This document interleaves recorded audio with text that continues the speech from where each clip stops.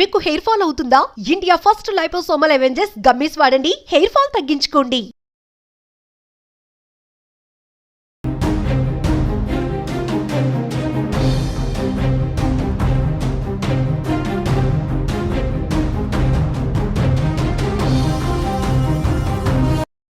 వైకుంఠ ఏకాదశి టోకన్ల జారీ కేంద్రాల వద్ద జరిగినటువంటి తొక్కిసలాటకు సంబంధించి ఇప్పటికే నలుగురు చనిపోయినట్టు అఫీషియల్ గా ధృవీకరించారు. దాంతోపాటు కూడా చాలా మంది ఇప్పటివరకే తీవ్ర గాయాలైనట్టు తెలుస్తుంది. అయితే దానికి సంబంధించినటువంటి బంధువులు ఇక్కడ ఉన్నారు, వాళ్ళతో మాట్లాడదాం. సార్, ఎక్కడి నుంచి వచ్చారు, ఎంతమంది వచ్చారు?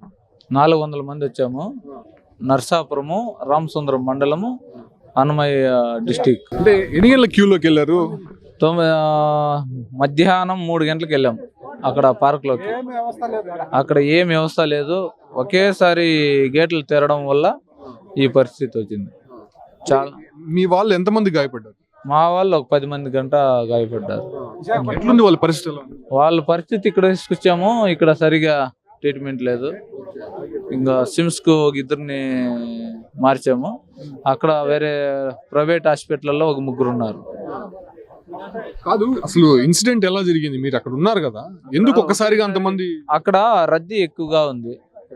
అక్కడ గేట్లు తెరడం వల్ల వాళ్ళు పోలీసు వాళ్ళు కూడా పెద్దగా ఏం పట్టించుకోలేదు. అక్కడ వేసి నూకడము ఇట్లా కింద మీద పడి ఇట్లా అయింది. అక్కడే ఒక వేరే వాళ్ళు ఒక 5 మంది గంట అక్కడే ప్రాణాలు వదిలేశారు.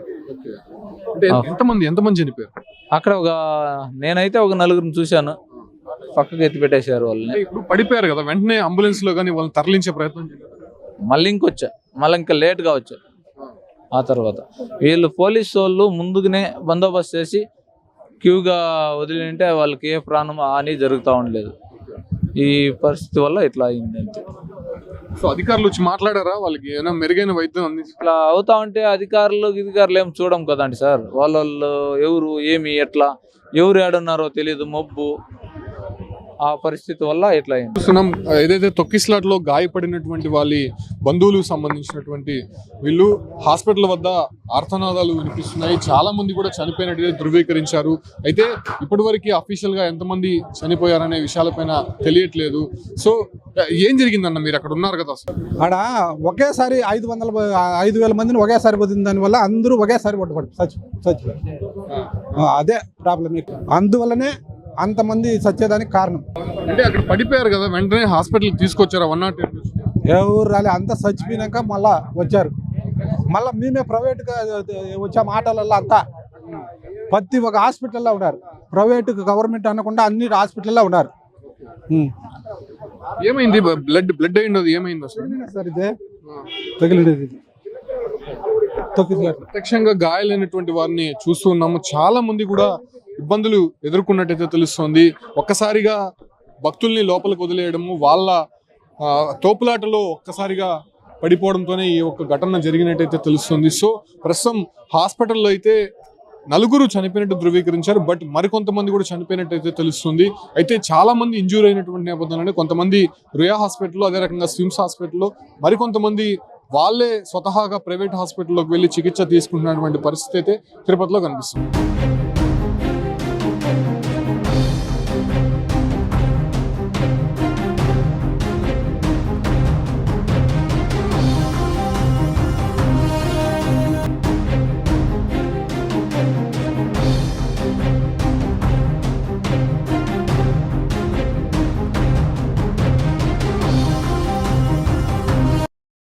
వైకుంఠ ఏకాదశి టోకన్ల జారీ కేంద్రాల వద్ద జరిగినటువంటి తొక్కిసలాటకు సంబంధించి ఇప్పటికే 4 చనిపోయినట్టు అఫీషియల్ గా ధృవీకరించారు. దాంతోపాటు కూడా చాలా మంది ఇప్పటివరకే తీవ్ర గాయాలైనట్టు తెలుస్తుంది. అయితే దానికి సంబంధించినటువంటి బంధువులు ఇక్కడ ఉన్నారు, వాళ్ళతో మాట్లాడదాం. సార్, ఎక్కడి నుంచి వచ్చారు, ఎంతమంది వచ్చారు?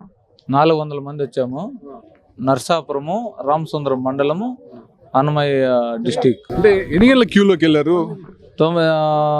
మధ్యాహ్నం 3 గంటలకు వెళ్ళాం. అక్కడ పార్క్లోకి అక్కడ ఏం వ్యవస్థ లేదు. ఒకేసారి గేట్లు తెరడం వల్ల ఈ పరిస్థితి వచ్చింది. చాలా మీ వాళ్ళు ఎంతమంది గాయపడ్డారు? మా వాళ్ళు ఒక 10 మంది గంట గాయపడ్డారు. ఎట్లుంది వాళ్ళ పరిస్థితి? వాళ్ళ పరిస్థితి ఇక్కడ తీసుకొచ్చాము, ఇక్కడ సరిగా ట్రీట్మెంట్ లేదు. ఇంకా సిమ్స్కు ఒక 2 మార్చాము. అక్కడ వేరే ప్రైవేట్ హాస్పిటల్లో ఒక 3 ఉన్నారు. కాదు, అసలు ఇన్సిడెంట్ ఎలా జరిగింది? మీరు అక్కడ ఉన్నారు కదా, ఎందుకు ఒక్కసారిగా అంతమంది? అక్కడ రద్దీ ఎక్కువగా ఉంది. అక్కడ గేట్లు తెరడం వల్ల పోలీసు వాళ్ళు కూడా పెద్దగా ఏం పట్టించుకోలేదు. అక్కడ వేసి నూకడము ఇట్లా కింద మీద పడి ఇట్లా అయింది. అక్కడే వేరే వాళ్ళు ఒక 5 మంది గంట అక్కడే ప్రాణాలు వదిలేశారు. అంటే ఎంతమంది చనిపోయారు? అక్కడ నేనైతే 4 చూశాను. పక్కకి ఎత్తి పెట్టేశారు వాళ్ళని. అంటే ఇప్పుడు పడిపోయారు కదా, వెంటనే అంబులెన్స్ లో కానీ వాళ్ళని తరలించే ప్రయత్నం చేశారు. మళ్ళీ ఇంకా లేట్గా వచ్చా. ఆ తర్వాత వీళ్ళు పోలీసు వాళ్ళు ముందుగానే బందోబస్తు చేసి క్యూగా వదిలింటే వాళ్ళకి ఏ ప్రాణం హాని జరుగుతూ ఉండలేదు.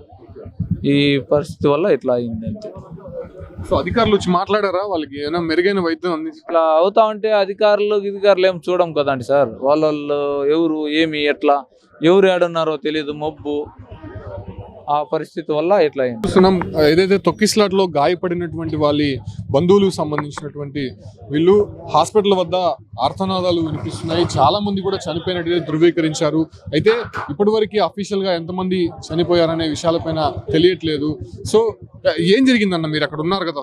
ఆడ ఒకేసారి 5,000 మందిని ఒకేసారి వదిలిన దానివల్ల అందరూ ఒకేసారి పట్టుబడి చచ్చిపోయారు. అదే ప్రాబ్లం. అందువల్లనే అంతమంది చచ్చేదానికి కారణం. అంటే అక్కడ పడిపోయారు కదా, వెంటనే హాస్పిటల్ తీసుకొచ్చారా? 108 ఎవరు రాలే, అంతా చచ్చిపోయినాక మళ్ళా వచ్చారు. మళ్ళీ మేమే ప్రైవేట్గా వచ్చాము. ఆటోలలో అంతా ప్రతి ఒక్క హాస్పిటల్లో ఉన్నారు. ప్రైవేట్ గవర్నమెంట్ అనకుండా అన్ని హాస్పిటల్లో ఉన్నారు. ఏమైంది? బ్లడ్ అయింది, ఏమైంది అసలు? సార్ ఇదే తగిలినది ప్రత్యక్షంగా గాయాలైనటువంటి వారిని చూస్తూ ఉన్నాము. చాలా మంది కూడా ఇబ్బందులు ఎదుర్కొన్నట్టయితే తెలుస్తోంది. ఒక్కసారిగా భక్తుల్ని లోపలికి వదిలేయడము, వాళ్ళ తోపులాటలో ఒక్కసారిగా పడిపోవడంతోనే ఈ ఒక్క ఘటన జరిగినట్టయితే తెలుస్తుంది. సో ప్రస్తుతం హాస్పిటల్లో అయితే 4 చనిపోయినట్టు ధృవీకరించారు. బట్ మరికొంతమంది కూడా చనిపోయినట్టయితే తెలుస్తుంది. అయితే చాలా మంది ఇంజూర్ అయినటువంటి నేపథ్యంలోనే కొంతమంది రుయా హాస్పిటల్లో, అదే రకంగా స్విమ్స్ హాస్పిటల్లో, మరికొంతమంది వాళ్ళే స్వతహాగా ప్రైవేట్ హాస్పిటల్లోకి వెళ్ళి చికిత్స తీసుకుంటున్నటువంటి పరిస్థితి అయితే తిరుపతిలో కనిపిస్తుంది.